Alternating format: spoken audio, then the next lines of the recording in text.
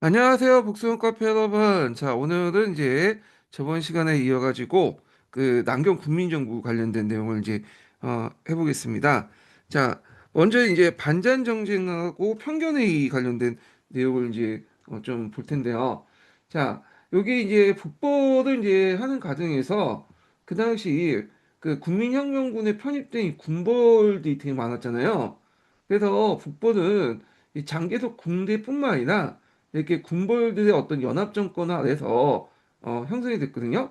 그래서 북벌이 끝난 후에 이 군벌 간의 어떤 이해관계를 조정하면서 중앙정부의 어떤 통일적인 권력 체계 항의 필요성이 부각됐고요. 그리고 대규모 그 일환으로 대규모 이제 군대 감축이 이루어지게 돼요. 그러면서 이제 군대 감축을 하면서 그 뭐냐면 하기 위한 그 회의를 개최했는데 이게 편견회의예요. 편견회의. 그래서 이 편견회의가 이제 주 내용을 보면 장개에서 직계부대를 좀 강화시키고 나머지 군벌들은 약화시키는 그런 이제 그 내용이기 때문에 당연히 군벌대 반발을 일으킬 수밖에 없었고 이런 것들이 이제 중원대전 그러니까 반전정쟁이라는 이런 대규모 반발을 불러일으켰다 이렇게 이제 보시면 되겠습니다. 자, 그러면 그 관련된 내용을 한번 읽어볼게요. 자, 북벌의 전개 과정에서 장개석은 북경 정부를 장악하고 있던 봉천파 군벌에 대한 공동 북벌을 유도하기 위해서 국민혁명 구축으로 들어온 군벌대 점유 지역에 대한 기득권 인정했다. 그래서 그 북벌의 목표인 통일은 군벌 간의 일정한 연합을 통해 이루어진 한계를 가지고 있었다. 그래서 완전한 이제 중앙 집권 체제가 아니라 이런 군벌들의 연합 체제였다. 이렇게 이제 보시면 되겠습니다. 자, 북경을 점령하고 장하장이 국민정부의 복종을 선포하면서 이걸 이제 동북 역치라고 했죠. 자, 선언하면서 통일을 이루자 이제 남경 국민정부는 그 각 군벌들 간의 이해관계를 조정하면서도 중앙정부의 통일적인 권력체계를 확립하는 문제에 당면했다. 자, 이를 위해 가장 먼저 해결할 과제는 북벌로 팽창된 군대 감축과 군사 부분의 중앙정부의 통제였다. 그래서 군대 감축 방안에 대해서 각파 군벌대 주장을 대립하고 있었는데 결국엔 1929년에 이 남경에서 군대 감축과 재편을 위한 편견회의를 이제 열었어요. 예. 그래서 이 편견회의는 지금까지 기출문제 나온 적은 없어요. 근데 제 생각에는 한번 나올 것 같아. 이거에. 그래서 편견회의의 주요 내용을 보면 전국을 8개 편견구로 나누고요. 그 각 편견구와 중앙직할부대, 그러니까 장개석 부대죠. 부대는 각기 11개사를 넘지 못하고 1년의 군비 제한인데 그 내신을 보면 실제로 이제 장개석 직계부대는 그렇게 수가 많지가 않아요. 정예병이지만. 근데 그 각 군벌들이 가지고 있는 군대들은 뭐냐면 수가 많죠. 그러니까 중앙 직계부대는 이제 직할부대는 수를 좀 약간 줄인 거고 각 그 군벌들이 가지고 있는 군대는 왕창 그 줄인 거야. 그러다 보니까 군벌들이 반발을 할 수밖에 없는 내용인데 자, 그 내용을 보면 자, 이에서 이제 장개석의 무기나에 장개석의 직속군인 제1전 입당군과 풍옥산의 제2 입당군 각각 10개사. 그러니까 10개사는 한 4단 정도 되는 규모인 것 같아요. 그리고 염선사의 이제 제3집단군과 강석의 이종인 제4집단은 8사. 그리고 나머지 작군은 6 또는 8사로 하자는 염선사의 주장이 채택됐다. 자, 그리고 전구의 8개 평균구를 나누고 각 평균구와 중앙직할부대는 각각 11개사를 넘지 못하도록 하고 1년의 군비를 1억 9천만 원으로 제한하도록 했다. 그 결과 장기석은 8개 평균구 중에 4개를 차지함으로써 군사적 주도권을 확보했으나 다른 군벌들이 반발이 컸다. 풍옥상은 평균회의 도중에 자신의 위기를 받아들이지 않자 회의를 불참해 노골적 불만을 표시했다. 이렇게 있죠. 자, 그러니까 이제 평균회의 결과 각 군부대 반발이 되게 컸겠죠. 예. 그래서 이제 그 당시 반장 전쟁의 어떤 배경이 되었다. 이렇게 이제 보시면 되겠습니다. 그래서 편견에 관련된 내용을 이제 사료를 제가 한번 찾아봤어요. 예. 자, 여기 보면 이제 1929년에 일어난 국군 편견회의 요 내용인데 자, 여기 편견 그 국군 편견 결의안 내용 있죠. 그 군대 총전을 제안을 하고요. 그 편견군을 이제 해가지고 여기 보시면 1평균부터 해서 쭉 있죠. 평균군들이. 예. 그래서 이제 장개석 직계부대들이 이제 뭐냐면 거의 이제 상당수의 이제 군대를 차지하고 있었다는 내용을 볼 수가 있고, 예. 그 다음에 또 군비 진출 내용도 있고요. 지휘권 기속 관련된 내용인데 여기에서 이제 제일 중요한 게 군대 지휘권을 중앙정부에 다 기속시키는 최종적인 지휘권을 그래서 사병학을 금지시키는 그 내용이 있다 이렇게 이제 보시면 되죠. 그리고 그 밑에 이제 편견의 구체적인 의미가 있어요. 편이라는 거는 군대 조직을 편제한다. 그리고 견이라는 건 잉여 병력을 제대시키고 돌려보낸다. 이런 내용이에요. 그래서 이제 군비축소 중앙군 하 이렇게 이제 했던 거고. 그래서 요걸 이제 했던 배경이 뭐냐면 그때 중국 전체 병력이 220만 이야. 그러니까 지금도 이제 중국에 10억이 넘는 인구의 이제 중국 병력이 그 200만이 좀 되거든요. 근데 그 당시에는 인구도 좀 적었잖아. 거기에다가 220만이야. 그리고 재정 상태도 나빠. 그러니까 이게 쓸데없는 군대들이 많은 거죠. 그러다 보니까 이제 이런 것들을 이제 했다. 이렇게 이제 보시면 되겠습니다. 자, 하여튼 뭐 이렇게 있고 결국에는 이제 이런 것들이 중원대전으로 연결되었다. 1930년에 이렇게 이제 보시면 되겠습니다. 자, 그러면 관련된 내용을 또 읽어볼게요. 자, 평균의 결과를 이제 실행에 옮기기 위해 8월에 남경에서는 평결 실시회의가 개최됐으나 풍옥산과 염성산이 불참했고 장개석군의 합충에 도움을 위한 이와 같은 조처는 결국에 각 군벌대 반발해서 반장전쟁을 초대했다. 그래서 이 반장전쟁, 중원전쟁인데 전개 과정이 그 밑에 쭉 나와 있거든요. 그래서 강성의 군번, 통옥상, 장발규, 당세징 등이 장개숙군과 전투를 하게 되고 이게 중원대전으로 확대돼 나갔죠. 그리고 그때 장하장애가 이제 근데 장하장이 이건 군벌 측에 이제 썼으면 됐는데 좀 약간 이 사람은 좀 큰 그림을 그리면서 좀 대의를 좀 생각하는 인물이에요. 그 뒤에 이 행적을 보면 그래서 장개석을 지지하게 돼요. 그래서 장개석이 초창기 때는 좀 불리했지만 장하장의 지지를 받고 장개석이 승리를 하게 되죠. 그래서 이 전쟁 결과 군번의 판도가 변화되는데 일단 거기에 풍옥상군이 이제 개멸되고 연선상군은 이제 이 사람은 계속 이제 뭐 산서 있죠. 산서 지역에서 이제 유지가 되고 장하장이 이제 장개석을 지원한 대가로 중원세가 확대됐다. 그래서 이 전쟁 결과 이제 장개석의 중앙군이 다른 군번에 대해서 군사적 우위를 확보했다. 이렇게 이제 보시면 되겠습니다. 그러면 한번 읽어보겠습니다. 자, 반잔전쟁은 우선 1929년 3월 강석의 군벌군과 중앙군의 전쟁으로 시작되었다. 자, 강석에는 4월에 완전히 편정되었고 이종인 등 강석의 수령이었던 군벌은 하야를 선포했다. 자, 강석의 이제 반잔전쟁에 가담하게 되었던 풍옥상이 전쟁에 강망했다가 강석에가 패퇴하자 장개석 토벌을 선언했다. 그러나 풍옥상이 전쟁을 준비했던 중 풍옥상의 부하들이 장개석에 매수되어 투항하고 풍옥상의 계략에 말려들어 연금되었다. 그래서 이제 풍옥상의 부하가 반정에 군을 들고 전쟁을 일으켰는데 내불 분열로 패하고 11월에 성서로 퇴각했다. 이어 12월에 강석의 반장전쟁 때 장개석 편에 섰던 장발규가 그 강서군과 연합하여 강동에 참여했으나 장개숙군에게 격퇴당했고 이에 동조하여 그 뭐냐면 반장전쟁에 이긴 호남 출신의 당생지도 뭐냐면 그 진압되었다.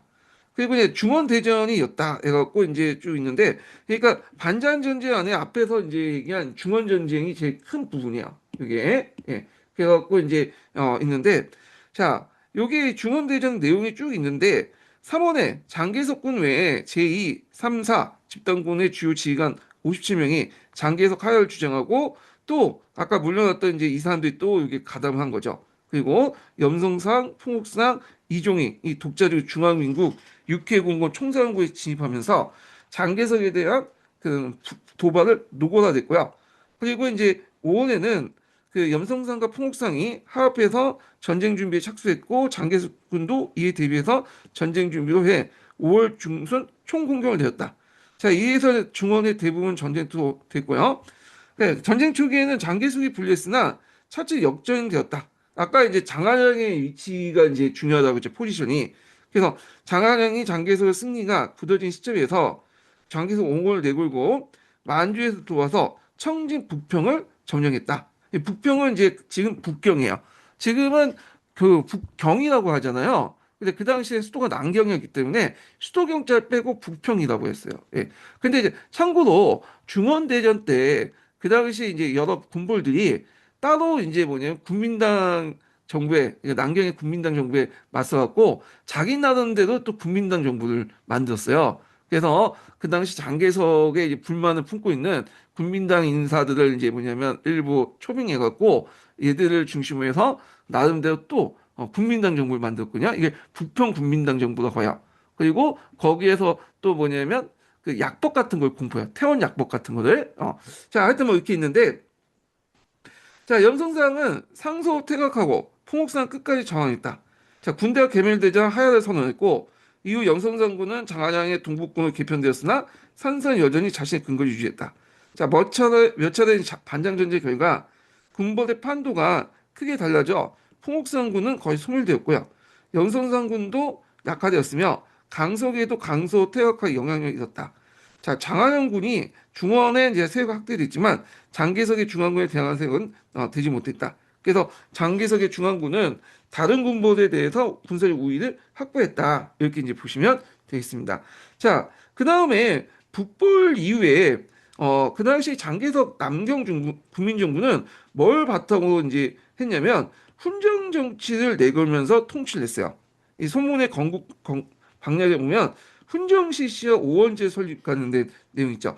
요 관련된 내용이 예전에 시험문이 나왔어요. 그래서 소문의 건국 방향에 보면 예전에 한번 제가 설명했을 텐데 통치 방법을 군정, 훈정, 현정 이런 거죠.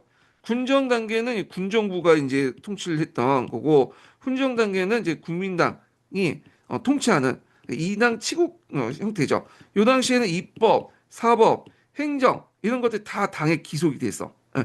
그리고 약법을 통해서 통치하는 방법이고 현정 단계에 가서야 우리가 이제 의회를 만들고 뭐냐 정식 헌법을 만드는 그런 단계야. 그래서 훈정 정치를 내걸었다. 요게 예전에 기출문제 나왔는데 그러면 장개석이 북벌 이후에 왜 그렇게 훈정 정치를 내거냐 이유가 있어요. 일단은 장개석은 당내에서 그렇게 그 권위가 없어.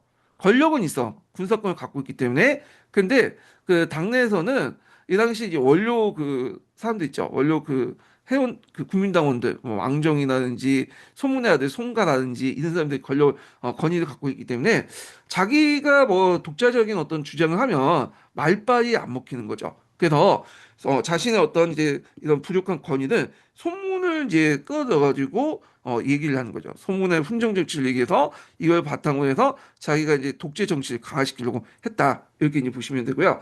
그 다음에 소문의 정치의 또 특징이 뭐냐면 오원지야.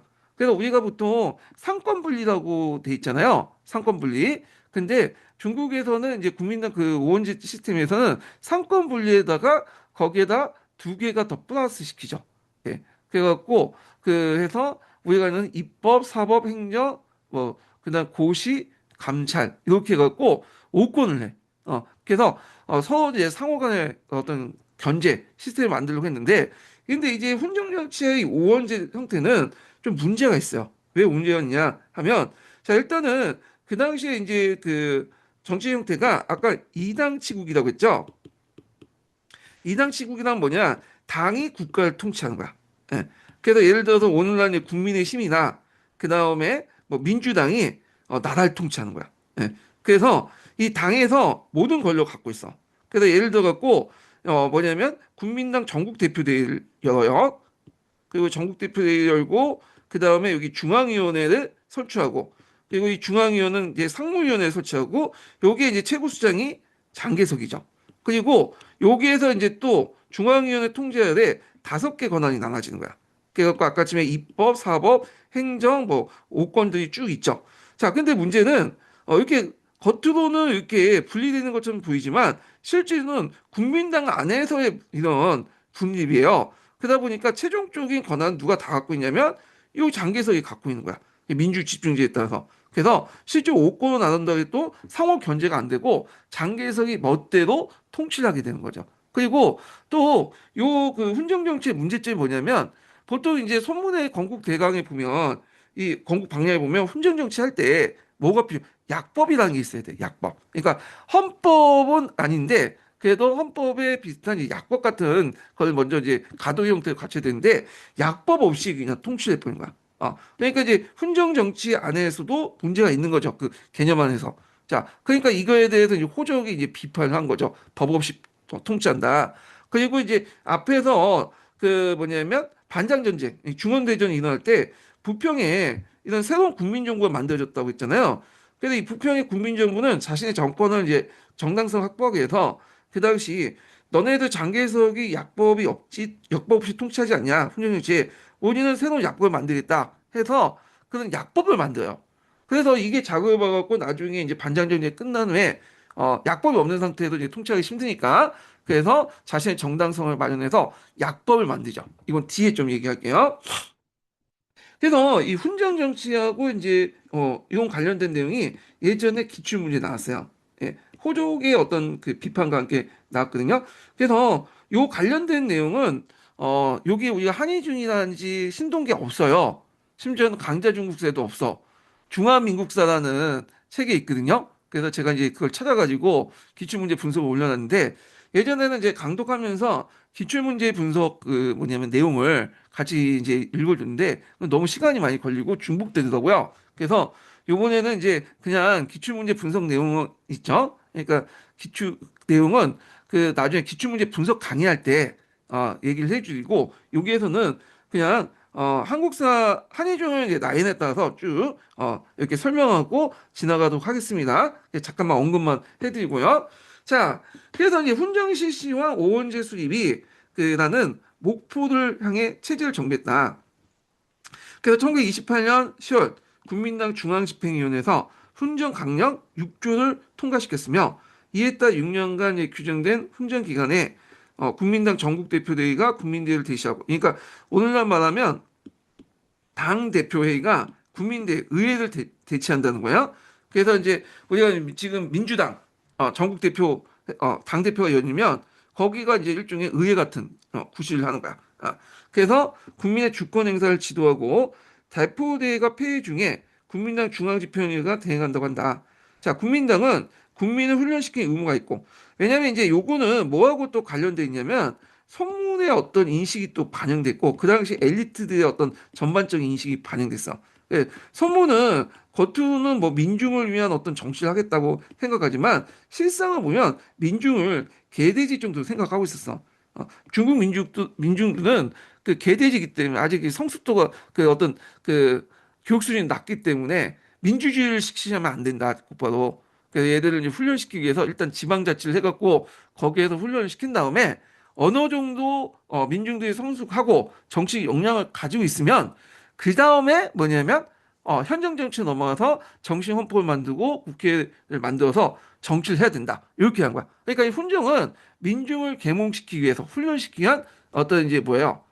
가독이고 그 밑바닥인 민중에 대해서 어떤 개돼지 정도 생각하는 우민관을 가지고 있다.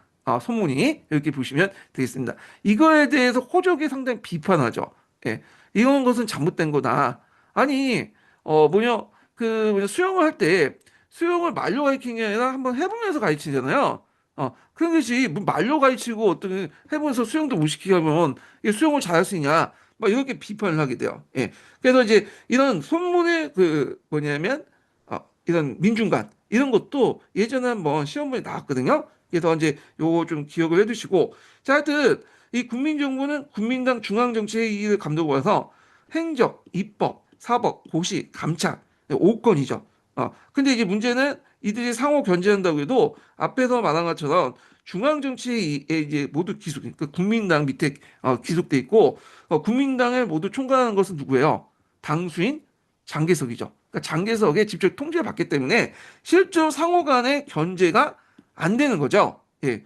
그래서 하여튼 뭐 이렇게 있는데 그래서 이제 훈정기에는 중앙집행위원회와 중앙감찰 당연제를 포함하여 90명의 위원으로 구성된 중앙정치의 조직과 권한이 크게 확대되었다. 그래서 중앙정치회의라는 것은 이제 앞에서 국민당 전국대표대회에서 뽑아가지고 중앙집행위원회를 뽑는다고 했죠. 요걸 얘기한 거야. 예, 지금도 공산당도 그런 비슷한 시스템이죠. 그래서 전국 공산당 대표대회를 개최해서 그중에 200명의 중앙위원을 뽑고 100명의 예비위원을 뽑아요. 그래서 중앙집행위원회를 만들고요. 그래서 거기에서 중요하게 1년마다 한 번씩 개최해서 주요 뭐냐면 그 국가 방향들 결정하는 일종의 행정부 같은 그런 역할을 했던 건데 국민당도 마찬가지로 소비에트 시대를 받아들였기 때문에 비슷한 형태로 움직이고 있는 거예요. 자, 그래서 여기에서 이제 뭐냐면 이제 볼 게 뭐냐면 훈정강령이거든요. 훈정강령. 요거 예전에 기초에 나왔던 거기 때문에 좀 파악할 필요 있어요. 그래서 잠깐 이제 요 내용을 이제 한번 또 보겠습니다. 자, 요 중원대전 관련된 내용인데 제가 요거 관련된 내용을 지금 이게 또 왜 안 돼? 아, 이게 좀 약간 잠깐만 이게 버벅대네. 오늘따라서. 예. 버벅대 가지고 일단 넘어가겠습니다. 이게 잠깐만 다른 걸로 해볼게요. 어허. 오늘따라 이게 버벅대네.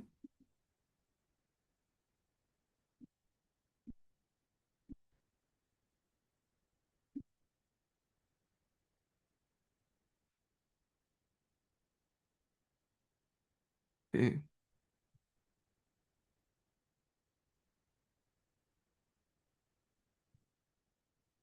다시 찾아 잠깐만요. 예, 훈정 강령. 예. 자, 여기 이제 훈정 강령 관련된 내용이 있는데요. 요게 이제 예전에 기출문제 관련된 내용이기 때문에 좀 기억을 해줄 필요 있어요.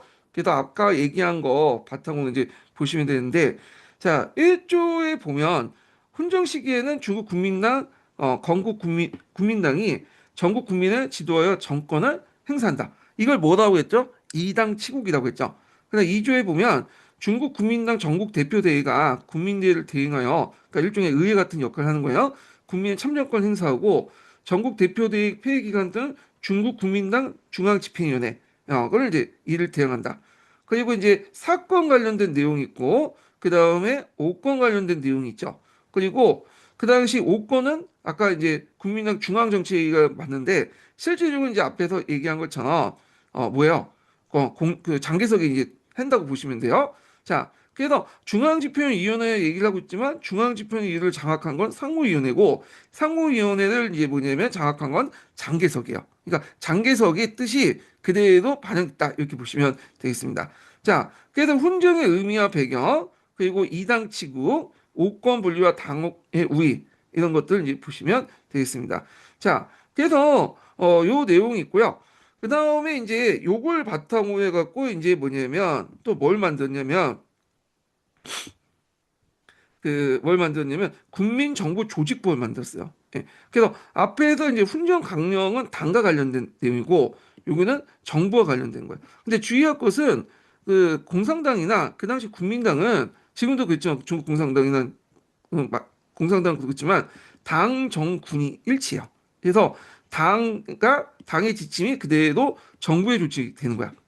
국민당도 소비에트 방식이기 때문에 똑같은 의미가 이제 보시면 돼요. 당에서 결정한 것이 이런 정부 조직법에 반영됐다. 이렇게 보시면 되고, 자, 훈련강령과 동시에 선포된 국민정부조직법에는 중화민국의 치권, 통치권은 국민정부가 총괄하고요.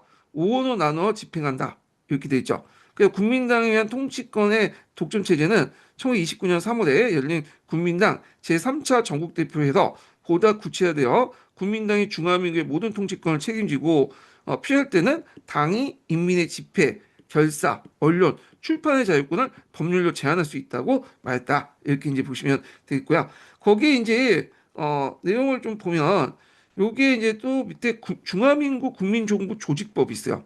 예. 그래갖고 그 앞부분에 훈정강령 있죠. 그걸 이제 그대로 이어받았다 보시면 돼요. 아까 이제 당정군의 일치라고 했죠. 그래서 요 내용들 이제 좀 보시면 되고 국민정부 관련된 내용들 구성들 이렇게 이제 보시면 되겠습니다. 그래서 행정원, 입법원, 사법원, 고시원, 감찰원 그 내용들이 있고 국민정부가 전체를 총괄한다. 그 내용, 오권 분리 관련된 내용이 있고요. 그리고 이제 주석은 육해공군 총괄 통수한다. 그래서 이때 국민정부의 조석이 장개석이죠. 그래서 장개석은 국민정부의 행정부 총주석이기도 하고 그다음 당의 총서기도 하고요. 그다음에 또 국방위원회 주석이기도 해요. 당정군을 다 장악했던 인물이죠. 장개석. 오늘날 누구하고 비슷하죠? 예. 오늘 시진핑하고 비슷하죠. 시진핑도 그 국민당 공산당 당 정군을 다 장악하고 있잖아. 공산당과 정부와 군을 다 장악하고 있잖아. 그래서 비슷비슷한 것 같아. 예. 자, 그래서 이제 이렇게 있고요. 그 다음에 이제 또 보면요. 중원대전 승리 앞두고 장개석은 그 당시 1930년 10월에 훈정의 기초를 보다 확고하기 위해서 약법 제정을 국민회의를 소집하고 제정했다. 자, 요거에서 이제 앞에서 언급한 게 왜 갑자기 뜬금없이 약법 없이 하다가 갑자기 이제 뭐냐면 중원동계 대전 그 이제 거의 막바지에 그 약법을 이제 만들려고 했냐. 그 이유가 있어. 앞에서 그냥 중원대전에서 이제 했던 과정에서 부평에 임시정부가 만들어졌다고 했죠. 그때 이제 내었던 태원약법 초안이 있어요. 태원약법을 만들어내니까 장기석 입장일 땐 자신의 어떤 훈장 정치의 정당성이 침해될 수 있잖아. 훈장 정치하려면 약법이 필요한데 그래서 안 되겠다 해서 이제 국민회의를 소집했다. 이제 일종의 국회하고 비슷한 걸 소집해 재원국회라고 이제 보시면 되는데 장기석은 자신의 독재체를 수입하면 대한 호남의 반대. 아까 이제 약법 없이 통치한다, 법 없이 통치한다는 것을 누르고 약법의 기초를 강행했다. 그래서 이제 1931년 5월에 국민회의에 통과된 중화민국 훈정시기 약법에는 훈정시기에 국민당 전국 대표가 국민대회를 대표해 그러니까 이 말은 국민대회라는 건 의회인데 의회 대신에 기능을 이제 한다는 거야. 대표의 중앙 통치권을 행사하고 대표대회 폐해 중에 그 직권을 중앙집행에 행사한다는 훈정강령 내용을 명문했다. 그래서 훈정강령 내용을 뭐냐면 약법에 명시해서 약법을 통해서 정당성을 확보했다. 이렇게 해석하시면 되겠습니다. 자, 그래서 주석 한 명은 국민정부는 주석 한 명과 약 한 명의 위원을 두되 국민당 중앙집행에 선임하기로 규정되었다. 이렇게 있고 아마 상무위원회 관련된 그 규정이 있고요. 자, 이에 따라 국민당 주석은 취임한 장개성은 군사 재정 실권을 장악했다. 자, 그 다음에 또 이로써 훈정기의 국민정부는 지방 분권적인 민주주의 요소를 제약한 독재적 성격을 띠고 있다. 요게 이제 지방 분권적인 어떤 성격이 왜냐면 원래 명문에는 훈정 정치 시기 때 지방 자치를 되게 강조했어요. 지방 자치를 통해서 먼저 훈련을 시킨 다음에 그 다음에 국민들이 성숙한 다음에 그 다음에 이제 뭐냐면 그 현정 단계 넘어가는데 근데 실제 내용을 보면 지방 자치적인 어떤 내용도 있지만 형식적인 거야. 그렇기 때문에 이게 상당히 뭐냐면 독재적 성격이 강하죠. 지방 자치는 너무 활성화시키면 지방에서 개길 거 아니야. 그리고 군벌들도 개길 거 아니야. 그러니까 이런 걸 막으려고 했던 거죠. 자, 그래서 국민정부의 출발부터 민주 요소를 제한한 대중적 기반을 얻는 노력을 포기한 점은 장기적으로 국민정부의 단명을 초래했다. 그래서 이게 상당히 국민당이 공산당에 패배한 이유거든요. 그래서 국共내전 시기나 하여튼 뭐 중일전쟁 시기 때 국민당은 대중들의 어떤 지지 기반 대중의 지지를 받은 노력을 하지 않았어. 잠깐 이제 그 중일전쟁이 일어날 때 초창기 때만 좀 대중들의 지지를 좀 받으려고 했고 나머지는 이제 뭐냐면 이런 이제 4대 가문 있죠. 국민당의 4대 가문이 있어. 그래서 장씨, 진씨, 공씨, 그다음에 또 누구죠? 갑자기 생각나는데 송씨. 그래서 4대 가문의 어떤 중심으로 해서 독재 체제를 하고 그 안에서 자신의 기득권만 누리는 거죠. 집단적으로. 북한하고 비슷한 체제야. 국민들이 죽든 말든 그 신경 안 써. 근데 공산당 같은 경우에는 그 당시에 이제 그 국共내전이나 중일 전쟁이나 항일 전쟁 그 항일 운동 당시에 국민들의 지지를 받으러 상당히 노력했어. 특히 중간파들의 지지를. 그런 것들이 나중에 국共내전 때 국민당의 패배로 이렇게 결과가 나타났다. 이렇게 보시면 되겠습니다. 그렇다고 해서 지금 공산당이 국민들을 위해서 정치한다. 그건 전혀 아닌 것 같아요. 제가 보면 그 당시에만 그랬다는 거야. 그래서 독재 체제를 고수하기에 필연적으로 언론에 대한 강력한 통제를 수반했고 이렇게 드러난 남경 정부의 비민주적 성격은 결국에 민심 위반을 가져왔다. 자, 훈정계 약법에는 명목상 언론의 자유가 보장됐어요. 근데 실제로는 언론 출판 관련 법금이 사상 통제를 위한 법규를 만들어서 신문 잡지를 포함한 모든 간행물을 통제했는데 만약에 자기가 좀 맞지 않는 구미에 맞지 않는 그 기사를 쓰거나 아니면 자기 정권 비판한다. 국민 정권 비판하면 즉 남이사들 있죠. 남이사 같은 이 불법 조직들을 동원해가지고 남이사 같은 조직을 통해서 감금하고 폭행하고 죽이고 그런 식으로 언론을 통제를 했던 거야. 예. 자, 그래서 불법적인 존재로서 토벌 대상이 공산당의 언론 통제는 물론이고 삼민주의에 양립될 수 없는 모든 주장주의, 이를테면 국가주의, 무정부주의, 자유주의 같은 국민당 위에 달리하는 사상을 모두 통제 대상으로 였다. 심지어 국민당에서도 집권 당국과 다른 파벌 주장은 통제됐다. 자, 언론 통제의 주요 수단은 엄격한 사전 사후 검열이었다. 대도시에서는 신문, 잡지, 도서에 대한 사전 검열하고 불법 도서의 목록이 공포되어 출판, 판매, 모든 구독 등이 모두 처벌되었다. 강영중앙통신사가 주요 뉴스 제공으로서 언론의 회의가 이루어졌고 검열관들의 수준 저하로 인해서 부당한 검열의 사례도 늘어났다. 자, 혹시라도 통제에 벗어난 신문 잡지가 있다면 이를 폐간시키거나 또는 언론의 체포, 구금 같은 암살까지 하는 폭력적 방법까지 언론을 침묵시켰다. 자, 상해 대형 신문사의 신보의 사장제에 대한 암살은 공공한 언론 통제의 실상을 잘 보여주고 있다. 원래 정치적 사안에 거리가 두고 있었던 상업지 신보는 일본의 동북 지역 침략이 시작된 9.18 사변과 상해 사변이 일어난 이후 항일에 강력한 요구를 하게 됐고 나가서 국민당의 일당 독재를 중지하고 헌정을 앞당겨야 한다는 여론을 대변했다. 또한 공산당 포부를 중시하고 일본의 침략에 대한 미온적인 정부의 안내 양해, 이 안내, 성안내 양해 정책은 예전에 기출문에 나왔던 거죠. 이건 좀 뒤에 있다 설명하고요. 자, 전책도 비판인데 정관 수준을 넘어서 사장의 암살까지 나가는 것은 신문의 논조 외에도 사장이 장개석의 정적, 송경련과 연관해 민권 보장과 항해 촉구 활동을 한 점도 그러니까 그 사장이 장개석의 정적, 송경련과 연결돼. 송경련은 이제 누구냐면 손문의 부인이에요. 예. 그래서 손문의 부인으로서 손문이 죽은 후에 중국 공산당과 좀 약간 친했던 인물이고 장개석을 비판했던 사람이거든요. 그러니까 이제 장개석 입장 올 때는 마음에 안 들었던 거죠. 예. 그래서 뭐 하여튼 그 당시에 이제 신보 사장을 이제 뭐냐면 암살하던 암살했다 이렇게 이제 보시면 될 것 같고요. 자, 그래서 이제 그 밑에 보면 뭐 민주주의라고 나세우지만 실제 독재를 했다. 언론도 탄압하고 그래서 이제 이런 내용들 그러다 보니까 지식인들의 어떤 반발을 커질 수밖에 없게 되고 이런 게 반발 작용으로 이제 공산당의 어떤 이제 지지를 불러일으키는 어떤 배경이 되었다 이렇게 보시면 되겠습니다. 자, 거기에 보면 그 송시 형제가 있어요. 송시. 여기 이제 좀 보려면 그 당시 남경 국민정부는 일종의 네 개의 가문에 의한 집단 지도 체제 이런 것들을 이제 중심으로 해갖고 뭐냐면 운영이 됐거든요. 그래서 우리가 이제 보통 4대 가문이라고 하죠. 보통 중국의 그 남경 국민의 4대 가문을 장씨, 송씨, 공씨, 그다음 진씨가 있어.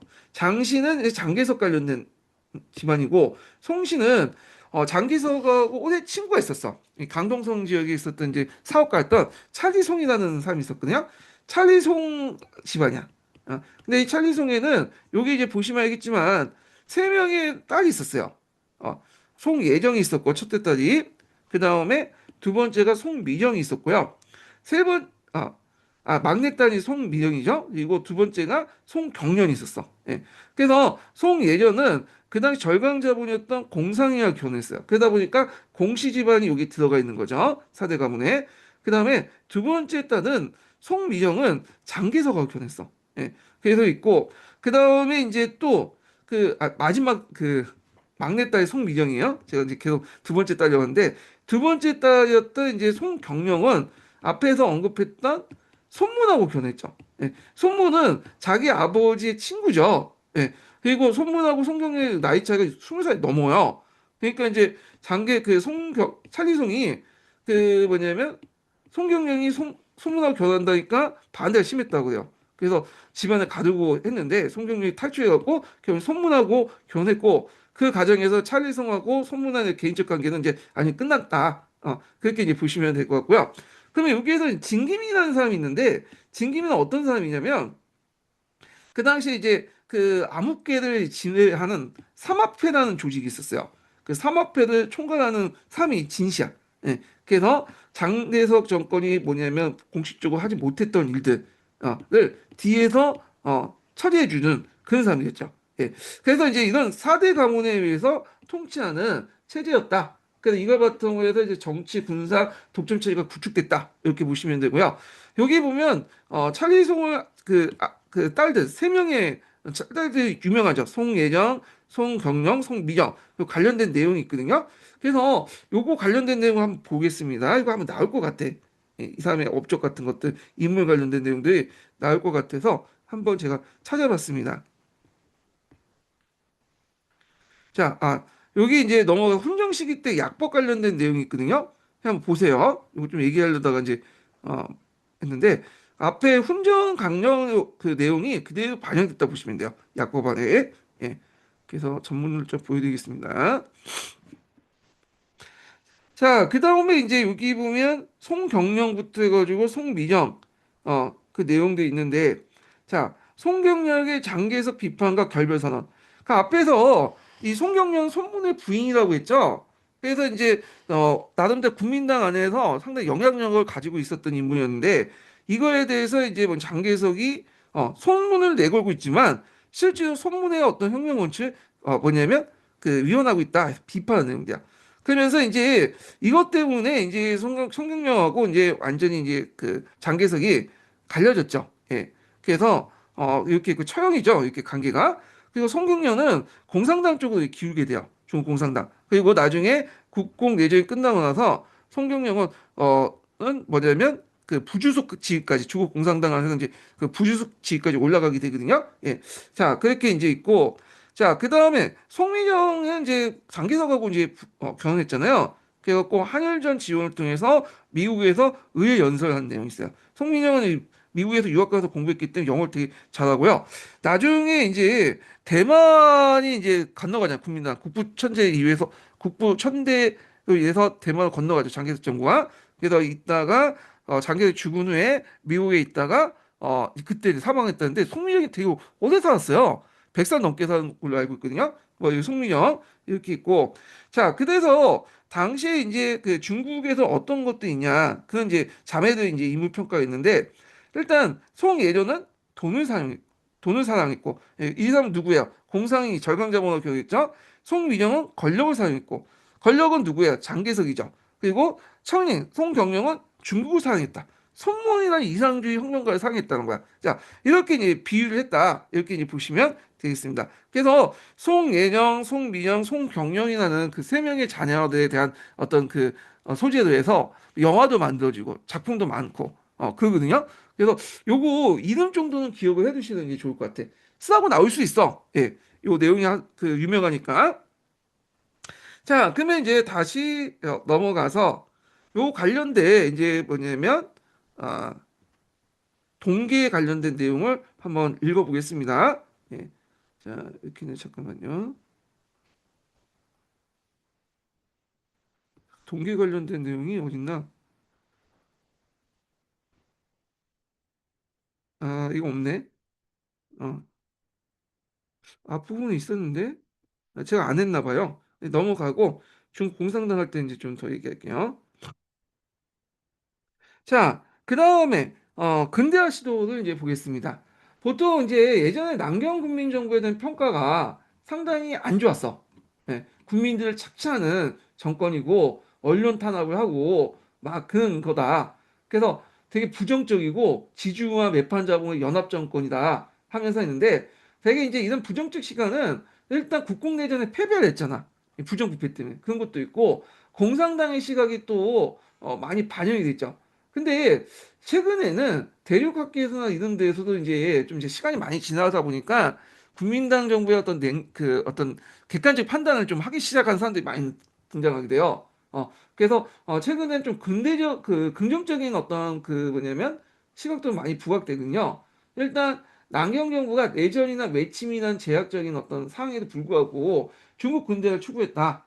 그래서 이제 나름대로 외교, 재정, 경제 구조에서 한 근대화적인 어떤 정책을 했는데 외교적인 측면에서 볼 때는 뒤에 좀 내용이 나오겠지만 그 완벽한 이제 관세자주권 회복이나 영사재판권 폐지는 이루지 못했지만 나름대로 세지우기 위해서 일부 관세 자주권을 이제 좀 회복을 했고, 그다음 재정적으로는 또 뭐냐면 이금을 폐지했죠. 이금을 폐지하고 대신에 통일 소비세, 예전에 한번 통세가 있죠.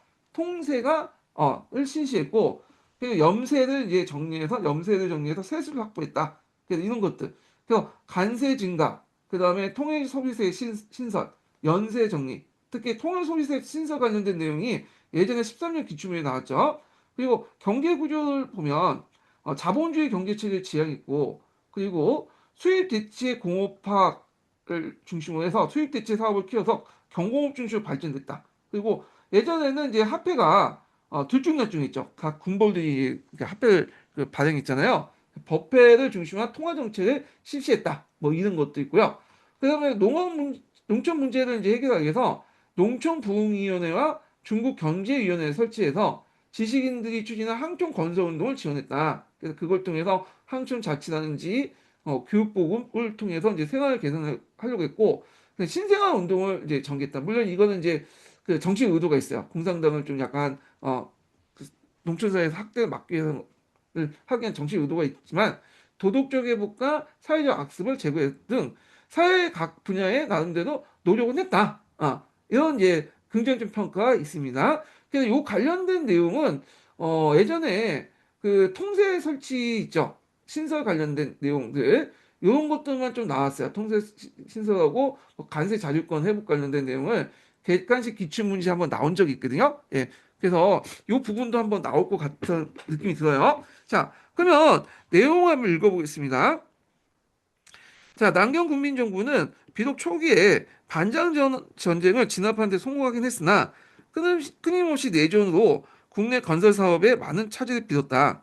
자, 안으로는 공산당의 도전과 밖으로는 일본의 침략이 직면해 근대화에 추진해 나갈 시간적, 공간적 여유를 가질 수 없었고, 공산당의 1차 국공합작의 결렬 이래 농촌 배후지의 독자적인 근거지와 소비에트 정권을 세울 만큼 세력을 확장하고 있었다. 자, 일본은 만주로부터 하북지방까지 침략의 손길을 뻗치고 있었다. 자, 모택동이 장기석의 남경 정부를 중국 혁명의 타도 대상인 지주와 매판 자본과 연합 정권을 구정한 이래 남경 정부는 관료 독점 자본을 옹호해 그 민족 자본의 발전을 저해한다는 식으로 부정적 평가를 받아왔다. 그러나 최근 연구 성과들에 의하면 남경 정부는 내전과 외침이란 제약적 상황에도 불구하고 나름대로 중국의 근대화를 추구했다. 특히 외교적 측면에서 비록 국력이 약해 완벽한 관세 자주권 회복이나 영사재판권 폐지는 이루지 못했지만 1928년부터 1930년 사이에 새로운 이제 뭐냐면 새 조약에서 관세 자주권을 구정하는 등 제국주의 이제 빼앗긴 주권의 회복에 노력에 어느 정도 성과를 거뒀다.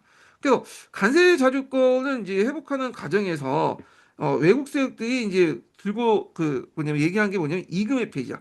이금 때문에 우리가 못한다. 그래서 너네들 관세 자주권 줄 수 없다. 이금이라는 통행세잖아요. 그래서 그 중국 곳곳에 이제 통행세를 많이 걷다 보니까 외국 상품 들어오면 뭐요?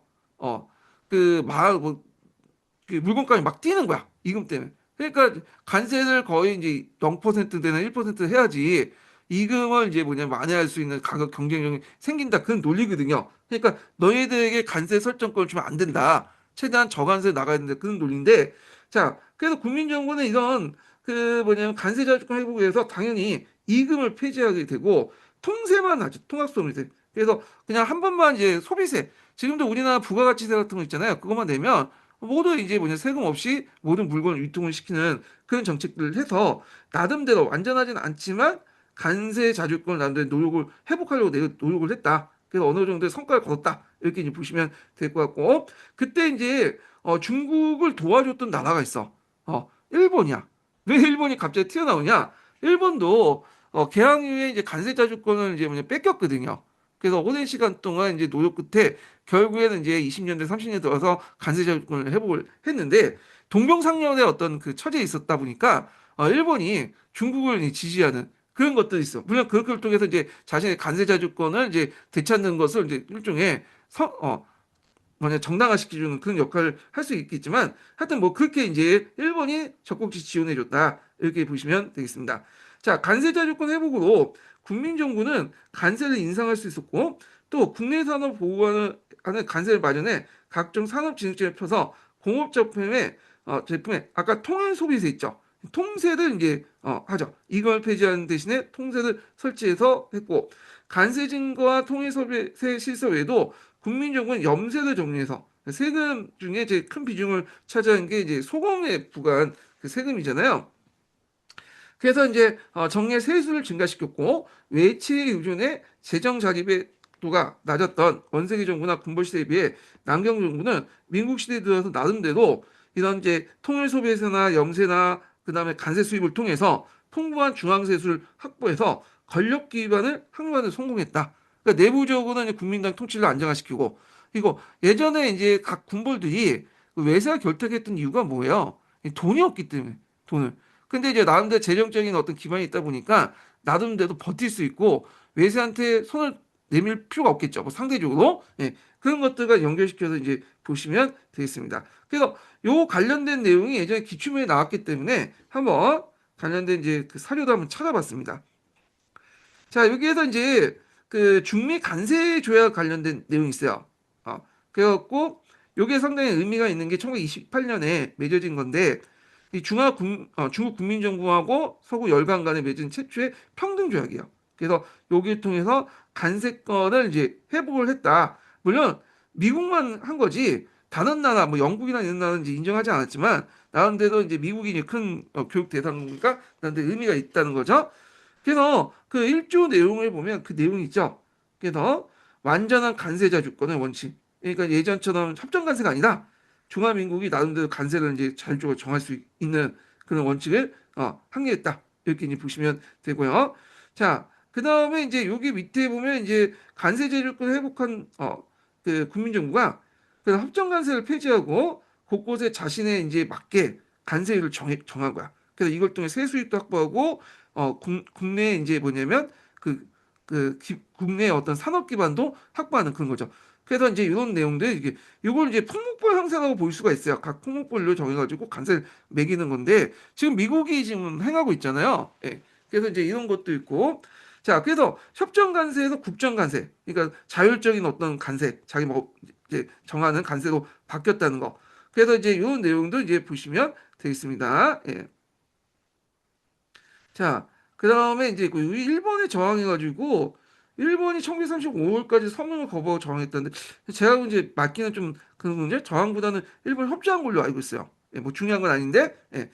그래서 하여튼 뭐 이렇게 있고 그 다음에 앞에서 이제 이금 관련된 내용 있잖아. 이금. 그래서 이걸 지방 통과세죠. 이게 정근제적 학습이야.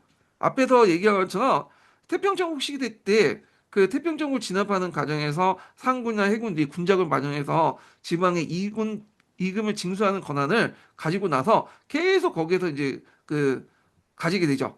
그리고 이게 군벌 정권까지 넘어가고 그 다음에 했기 때문에 그 당시 이제 서구 열강들이 그다음 관세 자율권을 주는 것을 반대했던 이유가 이금 때문에 이금 아까 설명한 것처럼 자 그래서 이금을 폐지하는 그 내용이 있고요. 예. 그 국민정부 훈정 45에 그 당시 민국 20년 1월 1일에 기하여 정부의 모든 이금 및 이와 유사한 세금을 다 폐지한다. 이 내용이 있죠.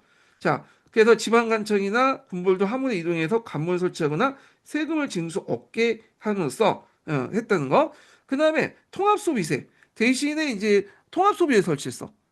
그래서 앞에 통세라고 하죠 줄여서. 네. 그래서 통합소비세는 잠깐 설명한 것처럼 우리식으로 부가가치세야. 상품이나 서비스에 10% 정도 부과하는. 여기 뭐 10%인지 정확히 모르겠지만 하여튼 일물일세 한 번 세금을 거두면 중앙령을 거두면 이제 그 후에는 이제 세금을 걷지 못하도록 하는 건데 그래서 이제 그 바탕에 이제 그 내용 통세 관련된 내용이 있고요.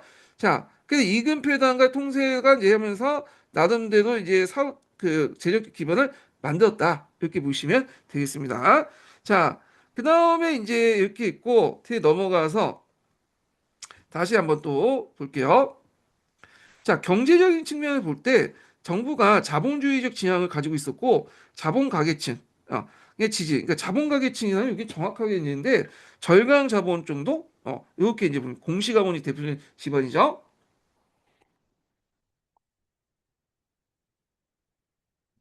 자, 그래서 자본 가계층의 지지로 국가 권력 기반을 하고 있었으며 중국 자본주의의 발전을 도모하고자 했다.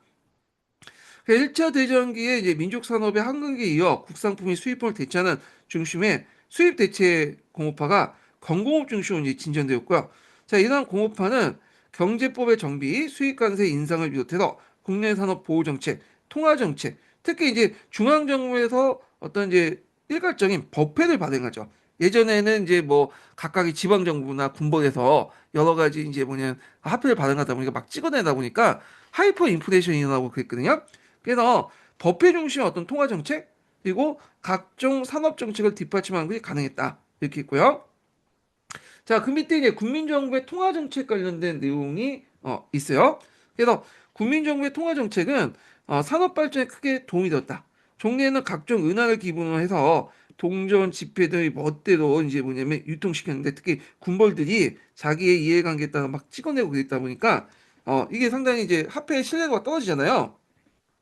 자, 이날 은본위제에서 국제적 은가 변동에 따라서 외국 환율이 크게 오르내려 국내 경제에 악영향을 미쳤다. 그래서 국민정부는 1933년에 일정한 무게를 중시로 값을 매기는 은량을 폐기하고 일종의 폐쇄 개혁을 이제 해서 전국의 은행이 발행 법회를 통했다. 그러니까 이제 이건 법회는 뭐냐면 중앙은행 있죠. 우리나라 한국은행처럼 중화민국은행을 만들어가지고 법회를 만드는 거야.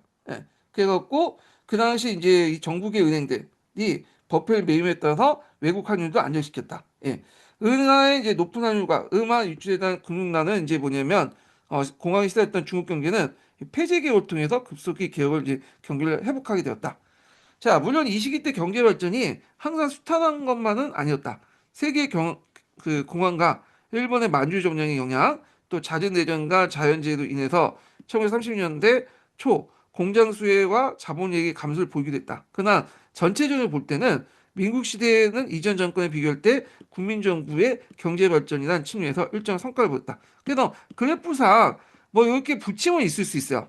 근데 전반적으로 우상향이었다. 이렇게 보시면 되겠습니다. 자, 그 다음에 밑에 보면 이제 농촌 관련된 정책도 있어요. 농촌 관련 정책. 그래서 여기 농촌 문제를 해결하기 위해서 앞에 농촌부흥위원회나 중국 경제위원회 설치하고 신생활 운동도 전개했다고 했죠. 자, 국민정부는 또한 농촌부흥위원회와 중국 경제위원회를 두어서 1920년대부터 지식인들이 추진해온 항촌 건설 운동을 지원함으로써 농촌 문제 해결을 도모했다. 자, 그래서 이제 항촌 건설 운동 관련된 내용이 있는데 이거는 약간 우리나라하고 뭐가 비슷하냐면 새마을 운동하고 좀 비슷한 것 같아. 그 내용은 이제 주로 항촌의 자치나 그날 교육보급을 통한 생활 가능을 요점을 뒀다. 그 다음에 아울러 1차 대전 후에 패배의 잿더미 속에 강국을 부상한 독일 이탈리아를 학습대로 삼아서 참고로 1차 세계 끝난 뒤에 그 국민당 정부하고 독일 간의 관계는 이게 나쁘지 않았어요. 히틀러가 집권할 때도 뭐냐면 나쁘지 않았어. 예. 근데 이제 40년대 들어오면서 이제 태평양 전쟁이 나오면서 그때 이제 깨지게 됐는데 이때 이제 그 독일 정부가 국민당 정부에게 군사적 지원이나 이런 경제적 지원도 많이 해줬어. 예. 특히 국민당의 그 직계 부대도 있죠. 이 직계 부대들은 독일 교관이 와가지고 이렇게 이제 훈련을 시키고 그리고 공산당을 토벌할 때 5차 토벌전 있죠. 토치카를 둘러싸고 이제 했던 그 포위전 같은 것도 다 그 독일 군들 독일군에서 파견한 군사 고문단의 지도를 받고 이제 했던 거거든요. 막 이용해서 이제 그 당시에 독일하고 이탈하고 사이가 안 좋았던 거 아닌가? 상당히 친했다 이렇게 보시면 될 것 같고요. 그래서 이제 학습 대상을 삼아서 예의 엄치, 유교적 원리에 따라서 구도덕을 회복하고 사회 학습을 수원해서 신생활 신천하는 신생활 운동을 추진했다. 요거는 지금도 중국에서도 하고 있죠. 중국 사람들 예의가 없고 염치가 없잖아요. 길거리에 똥 놓고 뭐 오줌 놓고 침 뱉고 그래가지고 중국 공산당도 뭐 이런 것들을 좀 하고 있어. 비슷한 것 같아. 이게 국민의 어떤 속성 자체가 하루아침에 번지지 못해. 예전이나 지금이나 그런 것 같아. 중국 애들이. 자, 하여튼 이는 공산당 지배로부터 수복한 지역의 고유 문화를 다시 일으키는 정치 의도가 있다. 그래서 약간 그 의도성이 강한 어떤 운동이었다.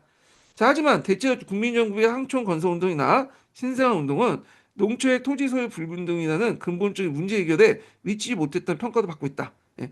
그래서 시험 문제 나오면 항촌 건설 운동 내용 쓰라고 하거나 아니면 요거 신생활 운동의 명칭을 쓰라고 하거나 아니면 이제 뭐 내용 같은 거 물어볼 수 있겠죠. 한번 공부해 두시는 것도 좋을 것 같아. 그래서 최근에 중국 근현대사 보면 문제 난이도가 상당히 높아요. 어려운 문제를 되게 내더라고. 그리고 맨날 1년에 한 번, 한두 문제 내. 중국 국민당 그 저기 공산당부터 시작해서 하여튼 공산당 좋아하시는 분들이 많이 들어가는데. 그래서 공산당도 집중적으로 공부를 해두시면 되고, 그래서 조약 관련된 명칭들, 그래서 상당히 이제 기본서 우리가 보는 기본서를 좀 많이 벗어나는 그 내용들을 내시더라고요. 예.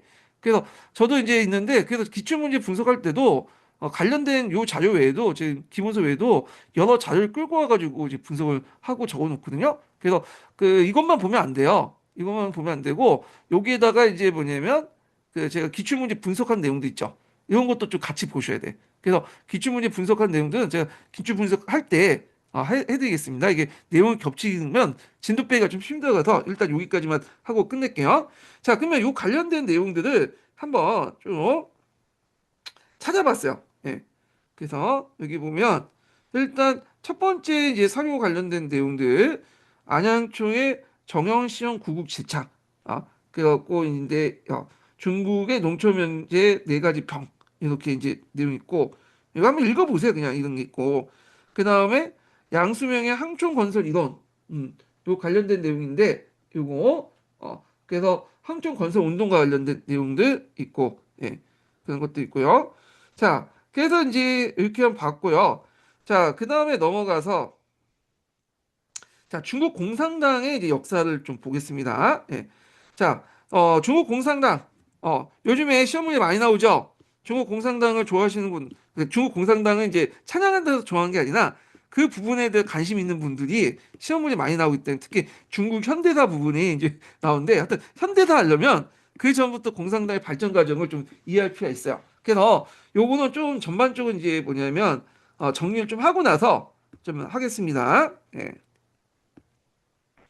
자, 중국 공산당을 보는데 일단 중국 공산당 여러분도 알다시피 1921년에 이런 커민테너의 지원을 받았고 성립된 정당이에요. 그래서 초창기 때는 되게 미약했고 그리고 처음부터 뭐 모태통이 나와서 뭐 주도했던 거 아니야. 모태통은 그 여러 이제 선배 공산당에서 위원들 밑에서 시다발이했던 그런 사람이었어요. 예. 자, 그래서 모태통이 집권한 건 나중에 얘기고요.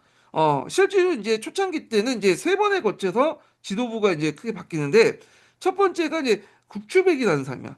예, 국주백을 이제 1차 극자 모험주의 노선을 이제 했다는데 이거 극자 모험주의 노선이라는 것은 명칭 자체는 모태똥이 집권하고 나서 평가한 어떤 역사의 판단에 입각해서 쓴 용어예요. 그래서 용어를 좀 보면 되게 모태똥은 중국 공산당한테 합리적이야.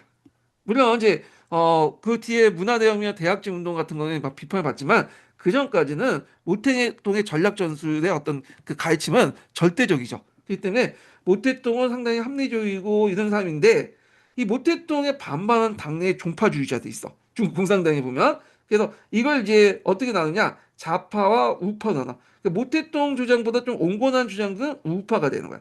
이게 이제 진독수 같은 그런 사람들 얘기한 거고 그 다음에 모태동 주장은 보다 좀 급진적인 거 벗어나고 뭐 그 중국 현실에 안 맞는 거는 좌파가 되는 거야. 그래서 모태동 같은 경우에는 농촌에서 소비에트를 만든 다음에 기본적인 패턴이 그 다음에 도시를 포위하자는 그런 논리죠. 그리고 노동자도 되지만 농민도 같이 하고 농민을 더 중요시 여기 있잖아요. 자, 그 좌파는 생각이 달라. 좌파는 러시아 혁명을 이제 모델로 했겨 이제 왔던 사람들이기 때문에 얘네들은 러시아 혁명을 모델로 해갖고 도시에서 폭동을 일으켜서 거기에 소비에트를 만든 다음에 거기에 도시를 중심으로 농촌을 학살시키자.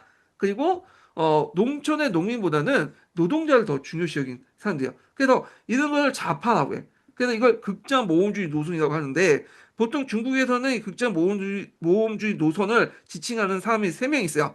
처음에 1차는 구추백, 그 다음에 두 번째 2차는 이리삼, 그 다음에 세 번째는 이제 왕명. 이 사람들은 소련에서 이제 공부하다 들어온 사람인데 결국 얘네들의 노선들이 도시 중심의 노선들 그리고 이런 것들 극벽사 그 도시 중심의 노선들 그 다음에 이런 것들이 중국 현실에 안 맞잖아. 그래서 결국엔 다 실패했고 결국에는 모택동이 준위에서 만약에 당권을 장하고 그러니까 모택동하고 이제 왕명하고 왔다 갔다 하다가 결국에 모택동이 나중에 최우주 그 대장정 과정에서 당권을 장악하죠. 준위회의를 통해서. 그래서 이때 준위회의를 통해서 이제 모택동 노선이 일종 중국 공산당의 혁명 노선이 된 거야. 그러니까 모택동이 갑자기 집권한 게 아니라 이런 그 내부 투쟁을 통해서 성장해서 빌드업을 통해서 모택동이 결국 당권을 장악했다. 그래서 초창기 때는 주로 도시 위주고 노동자 위주고 농민 동참하는 그런 거죠. 이게 극자 모험주의 노선의 이제 주 내용이에요. 근데 이제 이 모택동 중심으로 점점 이제 뭐냐면 전강산 소비에트 등등등 해가지고 농촌 소비에트를 만들어서 도시를 포위하는 그래서 이제 이런 게 이제 중국 국민당 혁명의 특징이 돼버리죠. 모택동 특징이. 그래서 이제 도시 중심의 이제 무장 폭동을 보면 뭐 남창 폭동이 대표적인 것들이고 뒤에 이제 얘기할게요. 자, 그래서 이제 뭐 이렇게 있고 그다음에 이립산 노선 때는 이제 요 관련된 내용도 있죠. 그래서 농촌을 도시 포위하면서 도시 안에 농촌을 쳤는데 농촌은 도시를 포위한다는 말은 이게 중심이 아니라 도시를 이제 보조하기 위한 수단이었어요. 예, 그러니까 도시를 이제 장악하고 농촌을 다시 확산시키는 그런 거죠. 요거는 보조적인 수단이고, 자, 그 다음에 왕명 노선 같은 경우에는 이제 뭐냐면 3차 극장주의 노선인데, 자, 요거는 이제 여기 소비에트에서 들어온 거야. 그래갖고 만주사변, 상해사변을 확산해서 소비에트부의 확대와 대도시 점검 이런 것도 일어났고, 그래서 이제 앞에서 말한 도시 중심의 어떤 하다가 결국에 실패했고 그 과정에서 모택동이 잠깐 실권한 적이 있어. 이 망명 노선에 밀려가지고. 그렇지만 그 5차 소비에트 5차 이제 그 포위 이후에 다시 준위해서 당권을 장악해서 그 부분은 쭉 진행됐다. 이렇게 보시면 되겠습니다. 그리고 이제 그 농촌 중심의 이제 생각을 갖고 있는 소비에트 그 모택동과 그 다음에 이제 이런 사람들 있죠. 주덕이나 그런 사람들은 모여가지고 소비에트를 만들어. 그 소비에트 도시에서 만드는 게 아니라 농촌에서 만들죠. 그래서 이걸 이제 첫 번째 농촌이 정강산 소비에트가 되게 유명해요. 그 다음에 이제 더 확대돼서 이제 서금에 또 소비에트를 만들고 그래서 이제 이 소비에트가 이제 여기에서 만들 뿐만 아니라 정강산이나 이런 강서성 중심의 소비에트 외에도 곳곳에 소비에트가 만들어져요. 그래서 이 소비에트는 연합정권인 중앙소비에트 제1차 전국 대표대회를 개최하게 돼요. 그래서 나름대로 모택동 노선이 부각이 됐는데 그 과정에서 잠깐 망명 같은 사람들 공격받고 다시 이제 물러났다가 준위를 통해서 다시 복권해갖고 뭐냐면 권력을 장악했다 이렇게 보시면 되겠습니다. 자, 그래서 모택동 노선의 이제 확립은 언제 때냐 대장정 중이죠. 그래서 준위가 있어요. 준위. 그래서 5차 포위 공격에 대한 대응 실패 논의 과정에서 왕명 등 소련 유학생들이 주도권을 상실되고 이때부터 이제 완전히 모택동 중심의 지도 노선이 확립되면서 당권을 장악했다. 확실하게 예전에 잠깐 장악했다가 놓쳤고 다시 장악했죠. 요 이후부터 예. 그래서 요거 내용을 좀 기억을 해두시면 되겠습니다. 자, 그러면 이제 내용 한번 읽어볼게요. 예. 자, 국공합작이 결렬된 후에 공산당은 무장으로 국민당 항거하면서 독립적인 농촌 토지혁명을 이끌어 나간다는 방침하에 주독 등 공산당 시야의 군대를 동원해서 1927년 8월 남창에서 폭동을 일으켰다. 그래서 이제 요 단계에서는 아까쯤에 농촌은 보조적인 거고 도시가 주예요. 농촌은 그냥 옆에서 서포트 해주는 그런 단계죠. 그래서 남창 폭동인데 이거는 이제 공산당 아래 처음에 독자적으로 한 게 아니라 코미테는 지시에 받고 한 거예요. 이게. 예. 그래서 그 1차 국공합작 이후에 그 남창 폭동이 일어났는데 남창은 어디에 있냐면 거기가 이제 제가 알기로 호남성인가? 호남성의 성도도 알고 있거든요. 남창이. 예. 하여튼 뭐 이렇게 일단 찾아보세요. 예. 자, 하여튼 1927년 7월 1일 국공합작이 결렬된 후 공산당 지도부는 남창에서 8월 1일 무장 폭동을 일으켰다. 그래서 그 당시 남창 군관학교장 주덕가, 그다음 활용, 그다음에 염정 등 시야에 3만 명이 참가하여 새 정권 수립, 토지 개혁을 발표했으나 우세한 국민당 정부에 이제 공격을 받고 포기했죠. 예. 그리고 이 주덕이라는 이제 정강상 합류했는데 처음에 주덕이라는 인물도 원래 도시 폭동을 좋아했어요. 근데 이제 남천 폭동을 계기로 해갖고 생각 바뀌면서 모택동 생각을 따왔다고 보시면 돼요. 농촌 중심의 이제 내용 이렇게 보시면 되는데 이게 도시 중심의 폭동의 문제가 뭐냐면 일단 일시적으로 공산당이 그 대도시나 뭐 도시를 장악할 수 있어. 그렇지만 장악하고 나서 버티지 못하는 거야. 국민당의 공격을 받고 결국에는 물러날 수밖에 없는 거죠. 예. 그래서 국민당 통치가 좀 약간 약한 곳들, 산간벽지나 이런 데 가고 그 뭐냐면 그 지형을 이제 매개로 산간 지역이나 이걸 이제 방패 삼아서 일종의 농촌 소비에트를 중심으로 이제 세우는 되는 거죠. 예. 자, 하여튼 이때 이제 남천 폭동이 이제 일어나고 나서 실패한 후 열린 긴급회의에서 초대 서기장의 진독수와 그의 지도 아래에 있었던 당 중앙의 노선 오경주의를 규탄하고 그래서 국민당의 무장점거와 토지영역을 수행한다는 새로운 방침을 정했다. 구추백 영도였는데 이걸 이제 중국 공산당사에서 뭐라고 하냐면 자경 모험주의 노선이라고 해요. 그때 자경이냐 무경이니 그 말은 뒤에 이제 공산당 중국 공산당의 모태똥이 공산당을 중국 모태똥이 중국 모태똥이 중국 공산당을 장악하고 나서 그렇게 붙인 명칭이에요. 평가의 역사는 평가라는 건 이제 염두에 두고 봐야 돼요. 자, 긴급회의 방침에 따라서 당은 광범위한 농촌 지역에서 추수기의 고조를 다루는 계급 갈등의 추수폭동이 일으켰다. 자, 그래서 이 추수폭동 관련된 내용이 그 옆에 있죠. 예. 그래서 이때 모태똥이 큰 하락을 했다고 해요. 그 모태똥의 지도에 호남에서 참고로 모태똥의 도시가 모태똥이 태어난 곳이 그 호남이야. 호남성이야. 이 사람이. 그래서 비롯해서 호북, 함안, 강서, 강동 등지에 이제 폭동이 일으켰으나 모두 실패했다.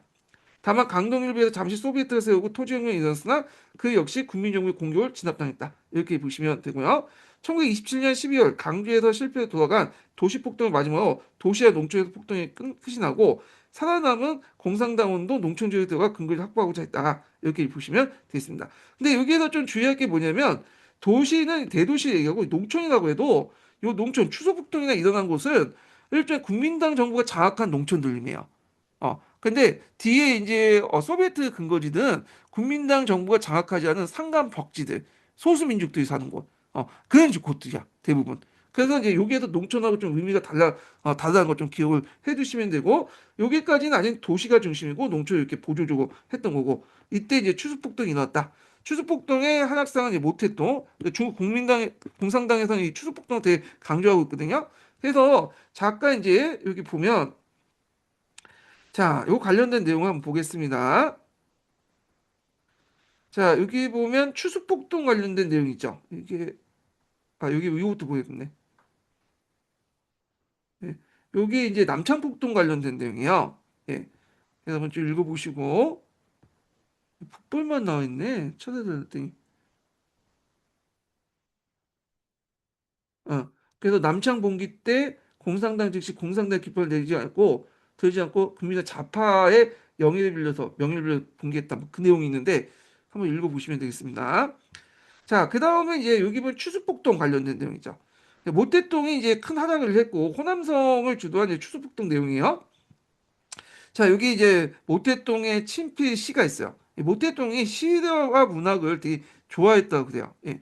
그래서 이제 그 내용도 있고 그 다음에 이제 추수폭동 당시에 이제 공농 혁명군 관련된 내용도 있죠. 쭉 한번 읽어보세요, 그냥. 예. 자, 그 다음에 넘어가서 이제 또 읽어보겠습니다. 자, 그렇게 형성된 가장 대표적인 근거지. 그러니까 이 농촌 지역이라는 것은 그 국민당 정부가 통치가 벗어난 상간 벽지 지역 이런 지역을 얘기해요. 그래서 가장 형성된 이제 대표적인 근거지가 모택동과 주덕의 정강산 근거지. 정강산 소비에트가 유명하고죠. 자, 그래서 정강 소비에트는 강소성에 있어요. 강소성. 강소성이 복건성 바로 앞에 내륙에 있는 성인데 요게 그 뭐냐면 상강 벽지에 있는 곳이 정강산 소비에트죠. 자, 먼저 노태우의 군대 안에서 공산당 지부를 두어서 전국을 당의 정적위원회가 통일적으로 지키 잠깐 다시 할게요. 먼저 모태동이 군대 안에 공산당 지부를 두고 정군을 당의 정적위원회가 통일적으로 지키하여 부대를 개편하고 정강산에 들어가 군의 기율을 엄정하게 정해 현지민과 마찰을 최소화하면서 근거를 확보했다.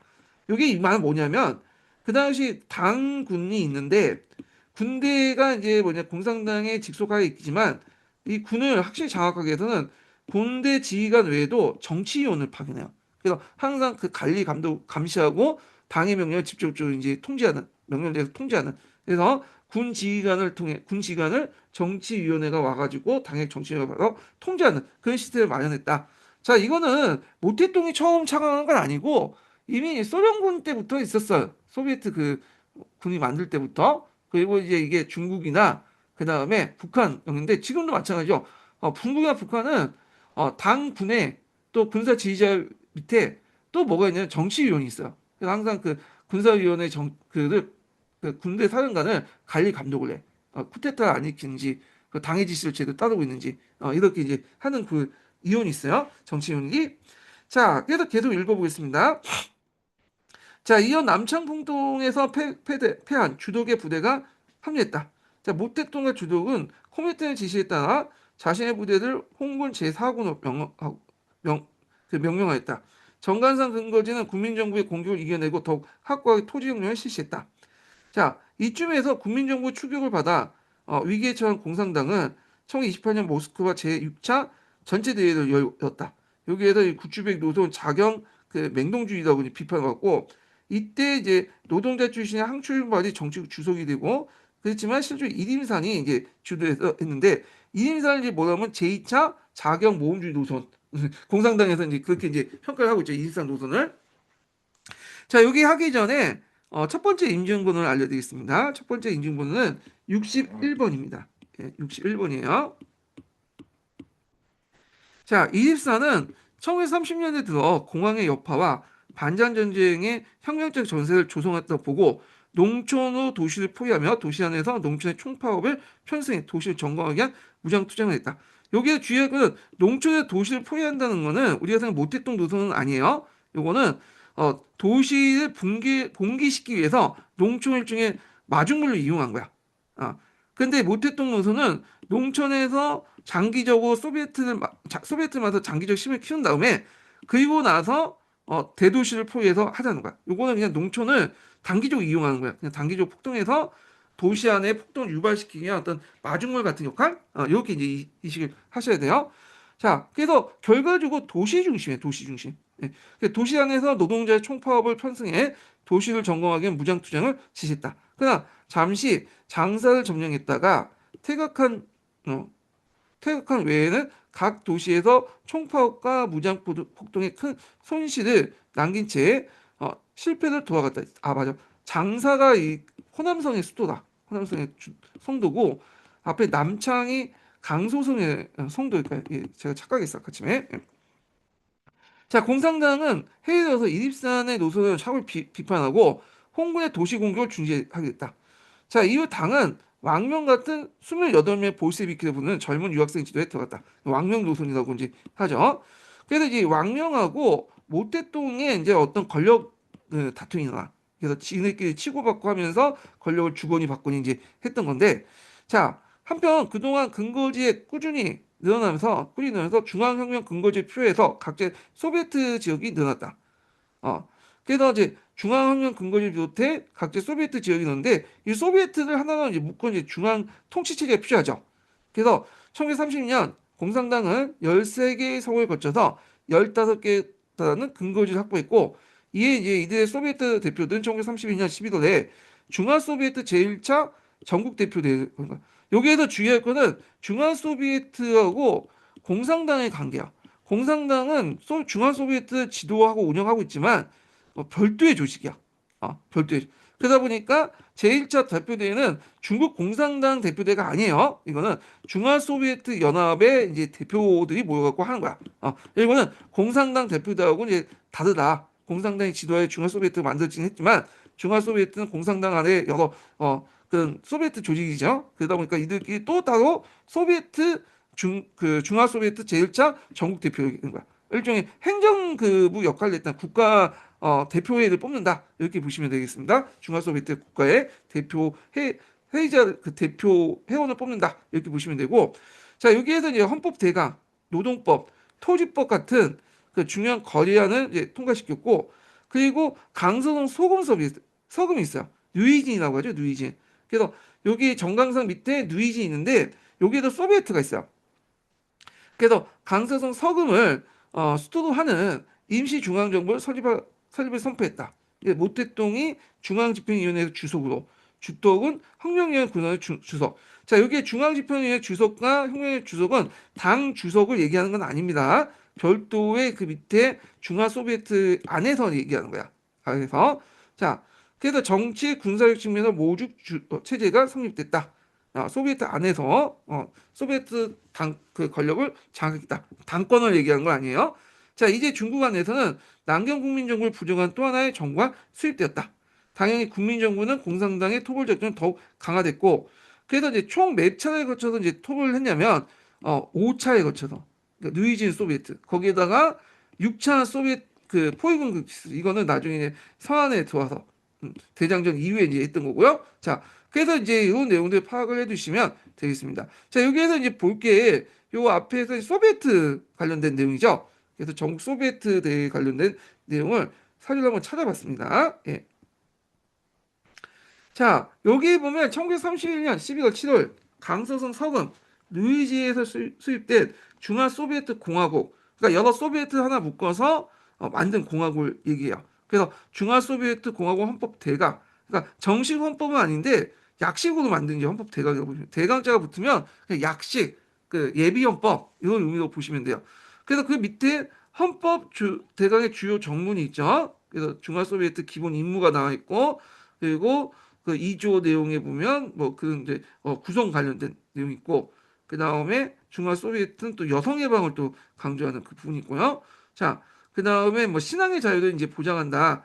다 개뽕이죠. 예. 지금 중국 공산당은 신앙의 자유도 형식적으로 인정하지만 중국 공산당이 인정하는 저 종교 5개만 딱 인정하고 나머지 다 통제. 그리고 그 안에서도 자기 말 안 들으면 그냥 뭐냐 해체시키고 그러죠. 예. 그래서 중국 공산당의 영도 하에 있는 교단만 딱 뭐냐면 만들어 놓고 거기에서만 기속시키는데 하여튼 그래요.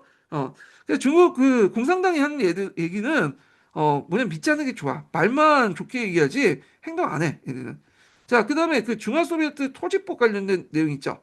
아직까지는 이제 뭐 이렇게 토지 분배를 바탕으로 이제 하고 있는 내용인데 자, 뭐 이런 것들. 자, 그래서 이제 이렇게 해서 한번 내용을 이제 보겠습니다. 내용을 봤고요. 자, 그러면 여기 또 볼 게 뭐냐면 이제 국민당 정부가 공산당 근거지 소비에트를 그래 놔두면 안 되겠죠. 그래서 이제 포획 공격하는데 장개석이 상당히 요 그 공산당을 상당히 이제 뭐냐 토벌하는데 집착을 보여. 왜냐면 이게 일반 군벌하고 성격이 다르거든. 군벌들은 이해관계에 따라서 왔다 갔다 하기 때문에 자신의 이해관계가 없어지면 흩어지거나 자기 쪽으로 이제 포섭시키는데 이 공산당 같은 경우 이해관계도 있겠지만 결정적으로 얘는 이념으로 사회주의 이념으로 똘똘 뭉치기 때문에 공산 딜이 안 되는 거야 딜이. 잘못하면 이제 얘네들은 이제 뭐냐 커질 수 있는 암세포 같은 역할을 하기 때문에 그 당시 뭐 군벌이라든지 그 당시 일본군 얘네들은 뭐냐면 이제 그 이해관계 조절하거나 물리치면 되는데 요 암세포들은 힘들어. 그런 식으로.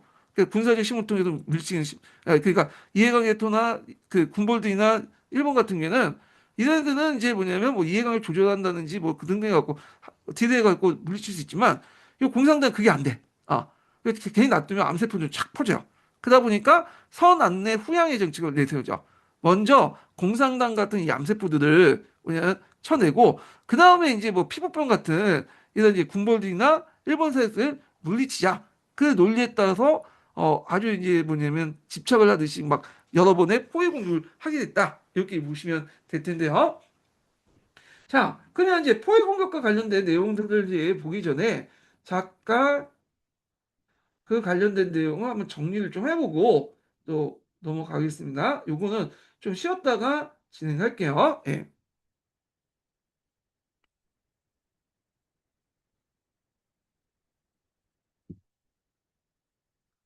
아이고.